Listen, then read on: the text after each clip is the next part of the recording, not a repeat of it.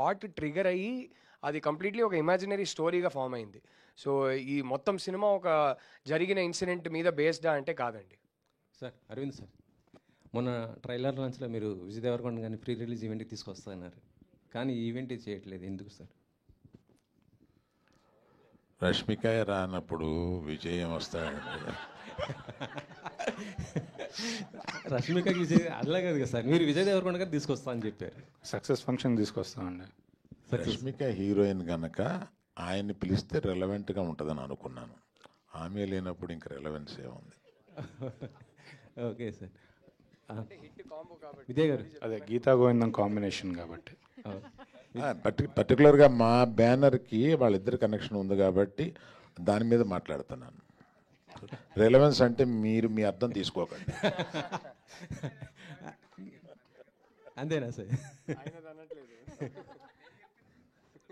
Sir నేను విన్నాం అంతే. విన్నారు అంటే సరే, ఒకసారి మమ్మల్ని అందరు కూడా అల్లు స్టూడియోకి తీసుకెళ్లారు అప్పుడు లాంచింగ్ అప్పుడు.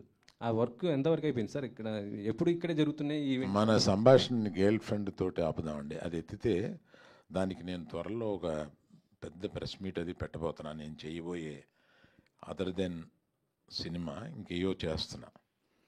అందుకని అవన్నీ పెద్ద ప్రెస్ మీట్ పెట్టి నేషనల్ ప్రెస్లో మాట్లాడతాను. ఓకే. విజయ్ గారు, గీతా ఆర్ట్స్ని మీ చేతుల్లో పెట్టడం ఎలా ఫీల్ అవుతున్నారు? బాధ్యతగా ఫీల్ అవుతున్నారా, బరువుగా ఫీల్ అవుతున్నారా, ఎలా ఉంది అసలు?